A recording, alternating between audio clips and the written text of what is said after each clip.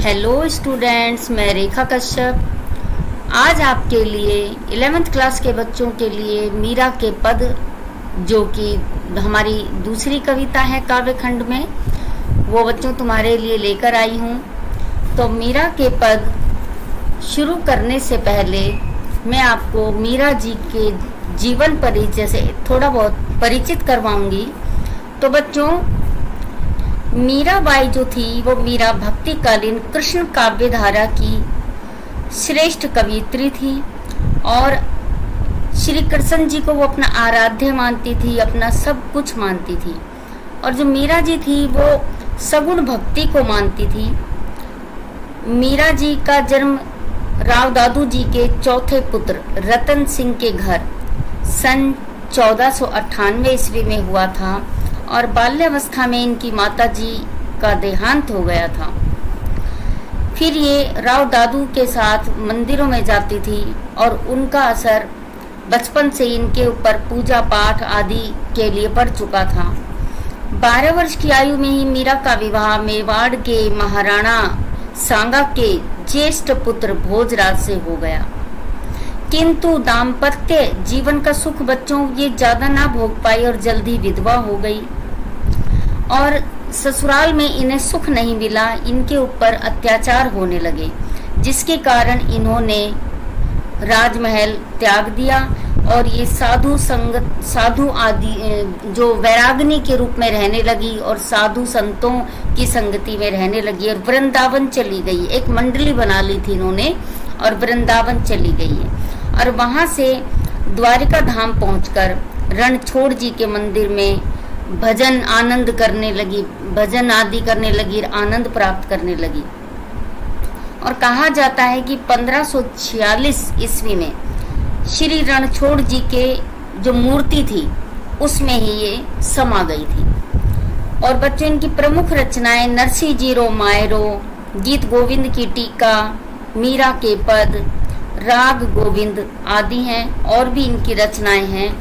और इन्होंने अपनी रचनाओं में अधिकतर राजस्थानी भाषा का प्रयोग किया है और कहीं कहीं पर ब्रज भाषा और गुजराती भाषा का भी प्रयोग किया है। तो बच्चों, ये हमारी मीरा जी के जीवन का परिचय था। हाँ, तो बच्चों, आपको स्क्रीन पर मीरा के पद जो है वो नजर आ रहे होंगे और मैं आपको प्रसंग की से परिचित पहले करा देती हूँ कि प्रस्तुत पद हमारी हिंदी की पाठ्य पुस्तक आरोह भाग 1 में संकलित कविता मीरा के पद से ली गई है और इसकी जो कवियत्री है वो मीरा है। और इसमें मीरा जी श्री कृष्ण के प्रति अटूट भक्ति व्यक्त करती हैं और मीरा श्री कृष्ण जी को अपना सब कुछ मानती हैं। इन पंक्तियों के माध्यम से मीरा जी कहती हैं कि मेरे तो गिरधर गोपाल दूसरों ने कोई, जाके सिर मोर मुकुट मेरो पति सोई। तो मीरा जी कहती हैं बच्चों कि मेरे तो गिरी को धारण करने वाले जो गोपाल हैं वो केवल मेरे वो ही हैं, दूसरा कोई भी इस संसार में, इस सृष्टि में कोई भी नहीं है। गिरिधर अर्थात गिरी को धारण करने वाले। तो उन्होंने गोवर्धन पर्वत को धारण किया था श्री कृष्ण ने, इसीलिए उन्हें गिरिधर कहते हैं। तो कहती हैं कि जिसने गिरी को धारण किया था वो गोपाल मेरे केवल हैं और इस संसार में मेरा और कोई भी नहीं है, दूसरों ने कोई, जाके सिर मोर मुकुट मेरो पति सोई। और कहती हैं मीरा जी कि उन्होंने सिर पर मोर का मुकुट धारण कर रखा है। मेरा तो केवल वो ही श्री कृष्ण है और मेरा तो वो सब कुछ है, मेरा पति भी वो ही है। छाड़ी दई कुल की कहानी कहा करी है कोई।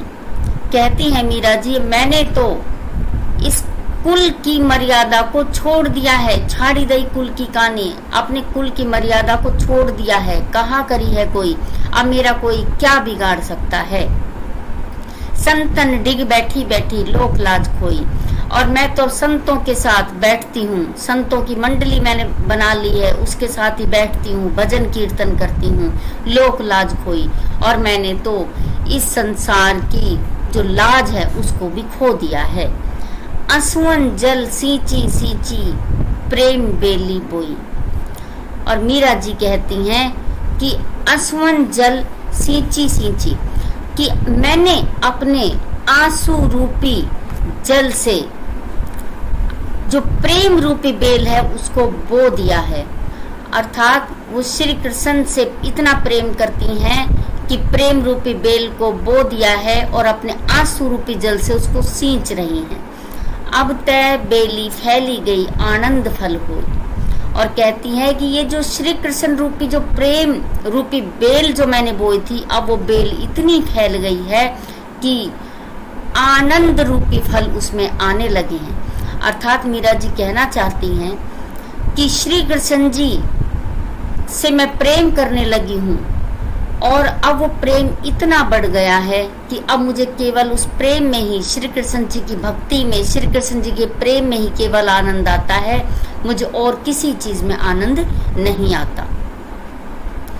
दूध की मथनिया बड़े प्रेम से बिलोई, दधी मथी घृत काट लियो डारी दई छोई। तो बच्चों, इन पंक्तियों में मीरा जी कहती हैं कि दूध की मथनिया बड़े प्रेम से बिलोई, कि जो दूध को जमा कर जब दही बनाया जाता है तो उसको मथानी से बड़े प्रेम से बिलोया, और दधी और जो दही था मथ कर घृति काट लियो, उसमें से घी को काट लिया, डारी दही छोई, और डारी यानी डाल दी गई, छोई अर्थात छाछ को मैंने अलग कर दिया है।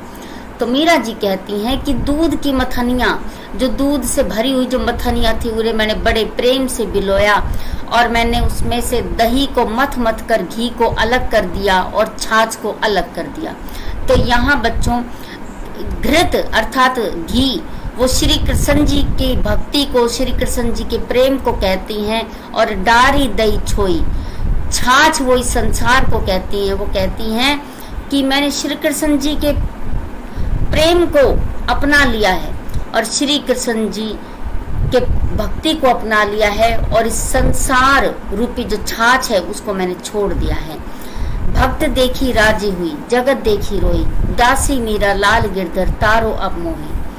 और मीरा जी कहती हैं कि मैं केवल भक्तों को देखकर प्रसन्न होती हूँ, और इस संसार को, पूरे संसार को देखकर मुझे रोना आता है जो मेरे श्री कृष्ण की भक्ति नहीं करते हैं। दासी मीरा लाल गिरधर, मीरा कहती हैं कि हे गिरी को धारण करने वाले मेरे श्री कृष्ण, मेरे लाल, मैं तुम्हारी दासी हूँ, तारो अब मोही, अब तुम ही मुझे इस संसार से, इस भव सागर से तारोगे। तो बच्चों, इन पंक्तियों के माध्यम से, इस पद के माध्यम से मीरा का श्री कृष्ण जी के प्रति अनन्य प्रेम, गहरा प्रेम बताया गया है, दिखाया गया है। और अब मैं इस पद की काव्य सौंदर्य और आपको बता देती हूँ। इसमें आप काव्य सौंदर्य में लिख सकते हैं कि मीरा भगवान श्री कृष्ण से अनन्य प्रेम करती है और उनकी भक्ति करती है, और ये जो संपूर्ण पद है इसमें संगीतात्मकता है। प्रेम बेल और आनंद फल, देखिए बच्चों, ये जो पद है इसमें